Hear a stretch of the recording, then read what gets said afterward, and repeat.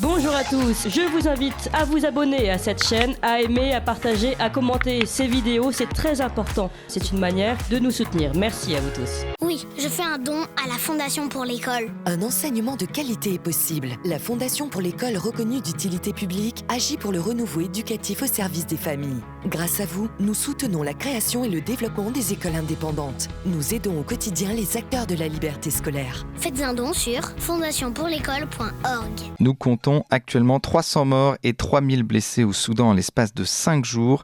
Le conflit fait rage dans la capitale, à Khartoum notamment, où deux forces armées s'affrontent. L'armée régulière du général Abdel Fattah al-Burhan, d'une part président du Conseil de souveraineté qui dirige le pays en attendant une transition démocratique, et cette armée s'oppose aux forces de soutien rapide RSF du général Hemedti, le vice-président, milice proche d'Omar al-Bashir, l'ancien président du Soudan. Alors pourquoi ces deux forces s'affrontent ? Quels sont les enjeux régionaux, internationaux de ce conflit ? On en parle ce matin avec Renaud Girard. Bonjour Renaud Girard. Bonjour. Alors vous êtes journaliste, vous êtes géopoliticien français, vous êtes grand reporter au Figaro. Et tout d'abord, je voulais vous demander pourquoi y a-t-il autant de pouvoirs militaires en Afrique et pourquoi ces gouvernements en question ont autant de mal à rester en place ?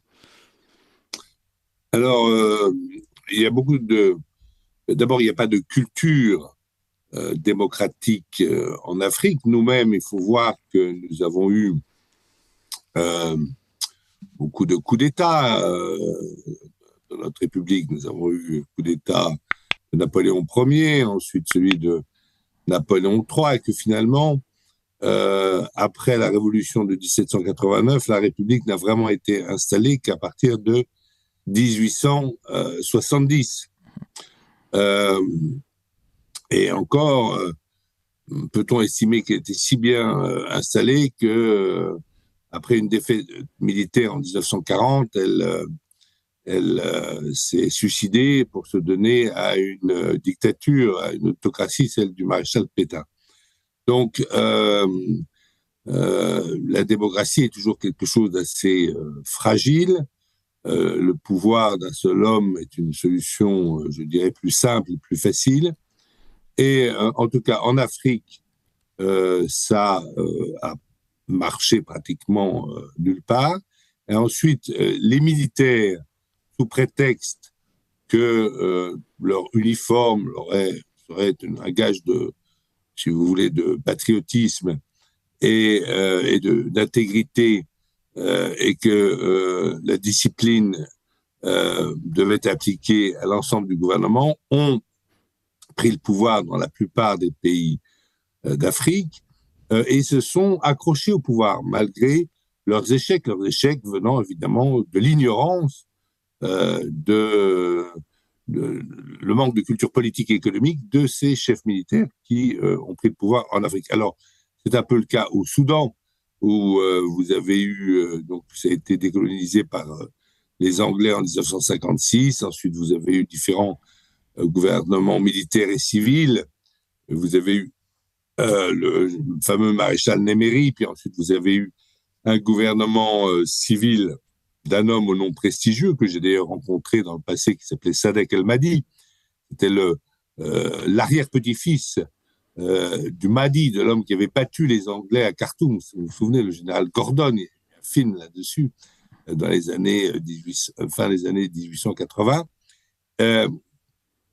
Mais ce gouvernement civil de coalition a été renversé par le général Béchir, dont vous avez parlé, par l'armée qui s'est accrochée au pouvoir. Et Burhan, en fait, était l'adjoint de Béchir. Et il était le gouverneur du Darfour, et pour sécuriser cette grande région de l'ouest du Soudan, parce que le Soudan, c'est un pays immense, c'est 3 fois la France, si vous voulez, et pour sécuriser le Darfour, le gouverneur militaire Burhan a fait appel à Chamelier, qui se battait contre les voleurs de bétail qui venaient du Tchad voisin, pour sécuriser, en fait, le Darfour. C'était un chef janjaouide, c'était un cavalier.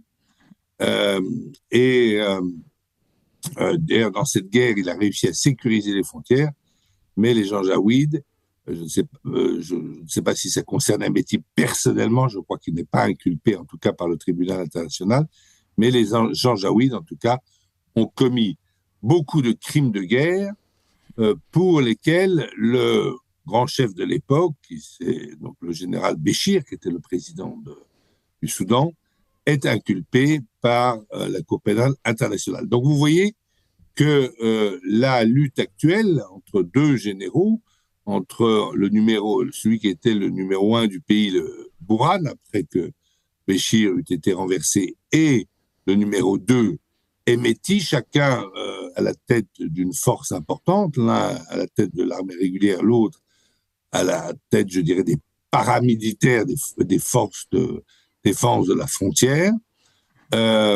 C'est une lutte pour le pouvoir, en fait. On ne peut pas vraiment appeler ça guerre civile, encore que Hemeti représente plus les provinciaux, les gens qui n'ont jamais eu de pouvoir à Khartoum, ceux du sud-ouest, alors que, évidemment, le général Bourhan représente plus l'élite traditionnelle, nilotique, plus blanche de peau de Khartoum.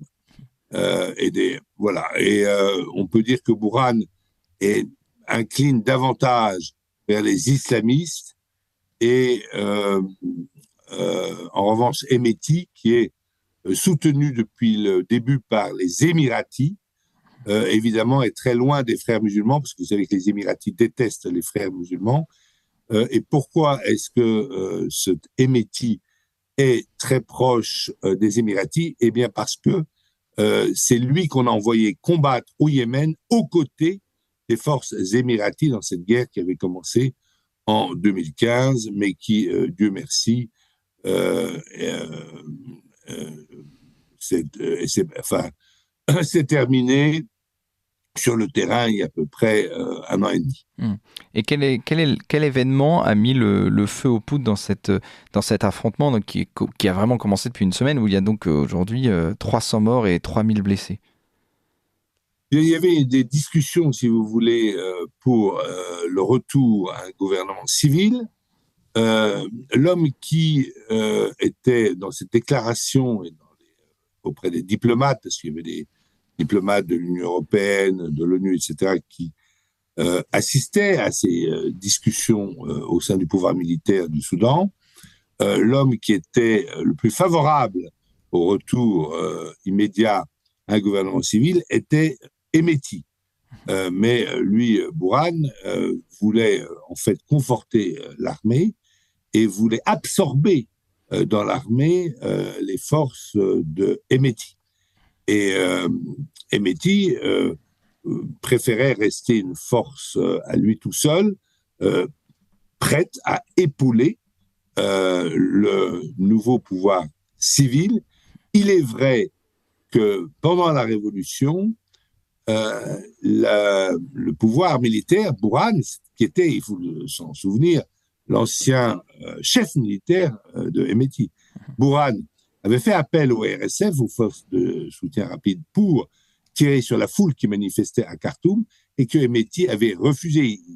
Il avait constitué une sorte de rempart entre les militaires et la foule des manifestants.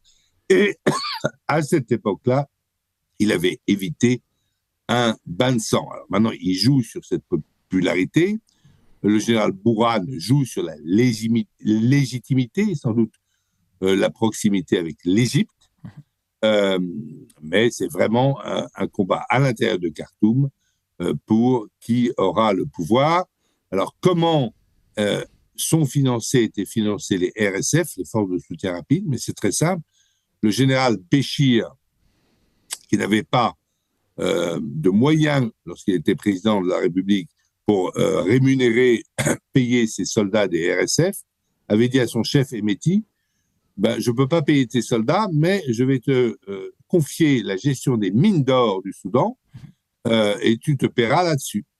Eh bien, les mines d'or ont été données à des compagnies internationales, occidentales ou russes d'ailleurs, et le minerai d'or était convoyé vers les Émirats et revenait évidemment sous forme d'argent ensuite pour payer les troupes du général Hemeti, les troupes ce qu'on appelle là-bas les RSF. Donc d'un côté vous avez le général Hemeti avec les Émirats et de l'autre le pouvoir, l'armée traditionnelle, plutôt avec les Égyptiens. Mmh.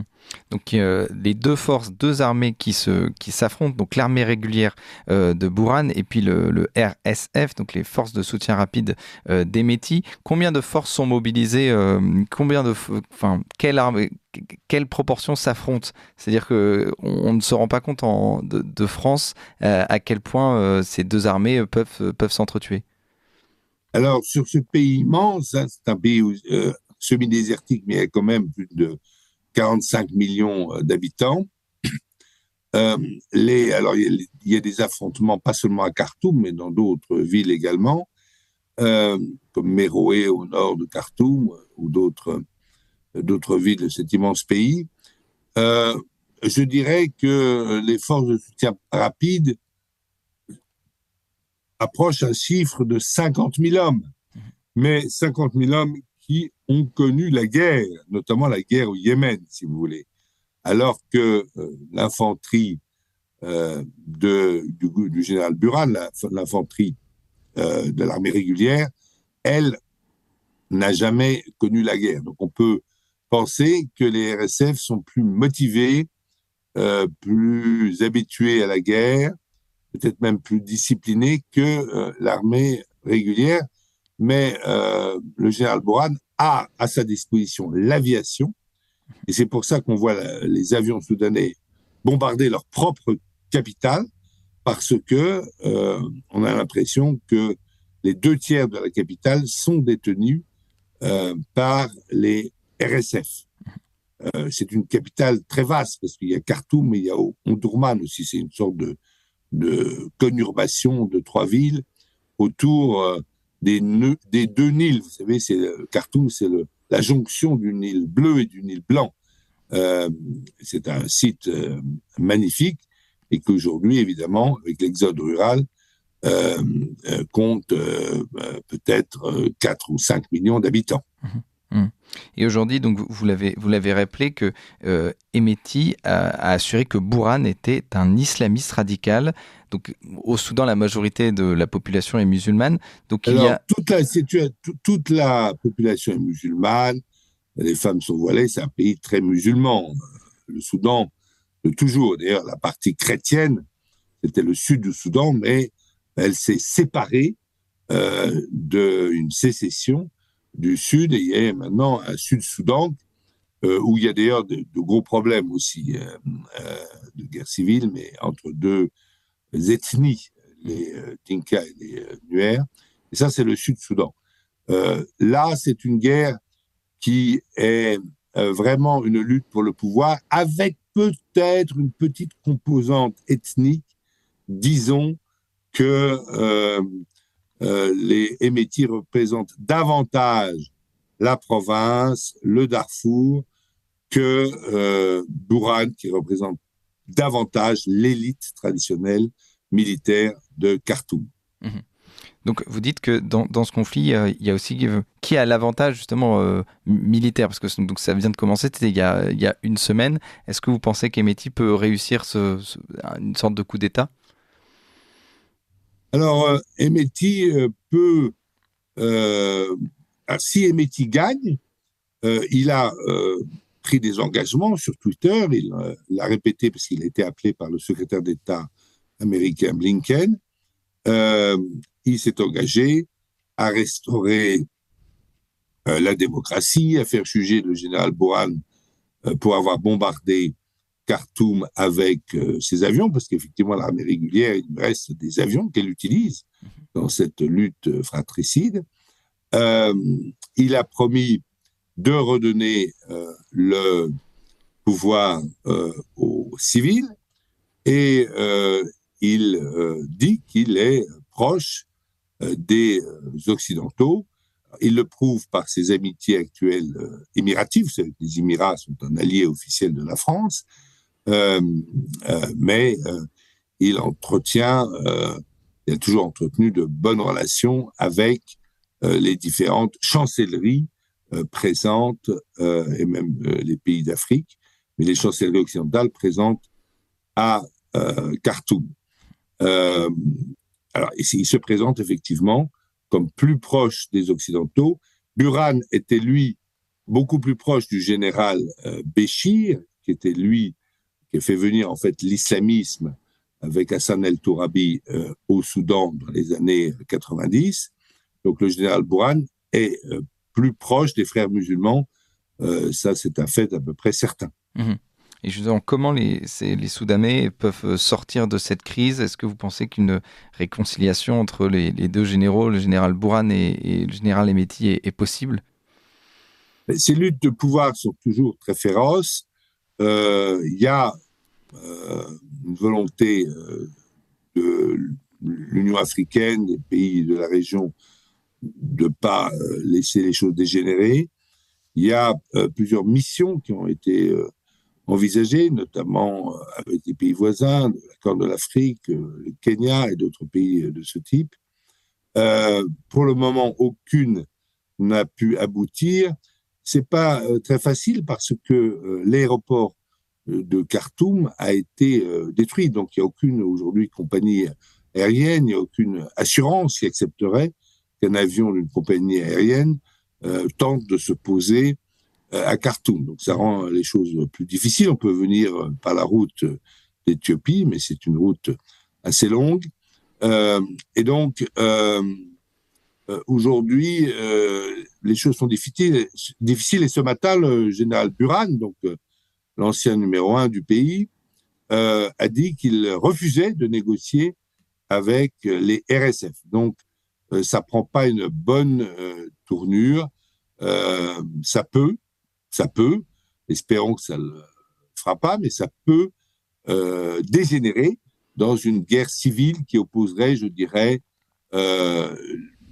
le pouvoir soudanais traditionnel de Khartoum et les Darfouris, les gens du sud-ouest. Et vous dites qu'il ne faut pas abandonner les Soudanais. Alors, est-ce que la communauté internationale doit s'impliquer dans ce conflit?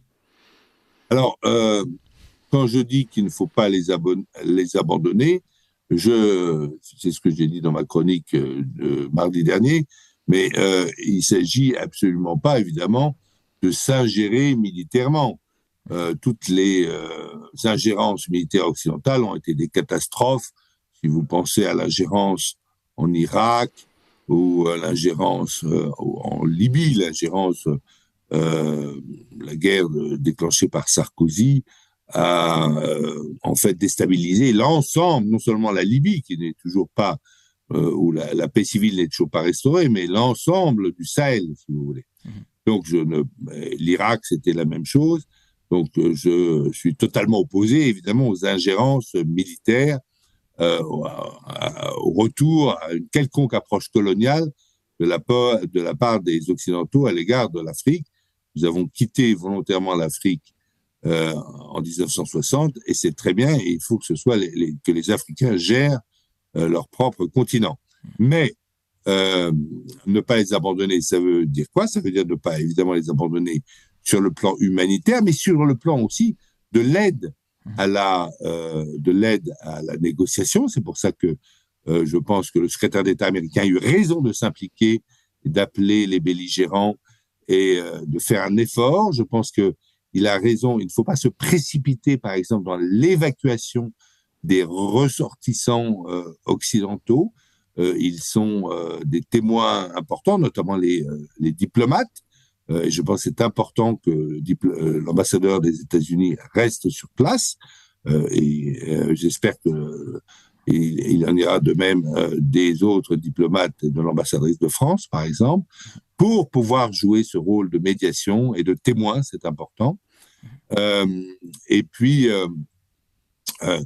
toute solution, si vous voulez, toute pression régionale que les Occidentaux pourraient exercer pour faire cesser la guerre. Par exemple, les Égyptiens peuvent très bien jouer un rôle important auprès du général Burhan et les Émiratis un rôle très important auprès du général Hemeti soudanais pour calmer leurs ardeurs. Oui, c'est ça, ne pas abandonner les Soudanais à leur sort, c'est tout faire par des moyens diplomatiques et humanitaires, évidemment pas par une ingérence militaire, tout faire pour essayer de ramener la paix et pour aider à la constitution d'un gouvernement civil. Si un jour un gouvernement civil revient, il y en a eu à un moment, un premier ministre qui s'appelait Hamdok, qui était d'ailleurs tout à fait convenable, eh bien l'aider par de la coopération, par peut-être de la coopération technique pour apprendre à gérer les ministères, etc. C'est ça ce que je voulais dire quand il fallait pas abandonner les Soudanais, qui sont un peuple vraiment, j'y suis encore repassé récemment, charmant, très accueillant, et qui mérite ancien, et qui mérite une transition qu'il a. Voilà. Ouais, qui mérite une transition démocratique, bien sûr. On l'espère. Merci beaucoup Renaud Girard. On rappelle que vous êtes journaliste, géopoliticien français et grand reporter au Figaro. Merci à vous.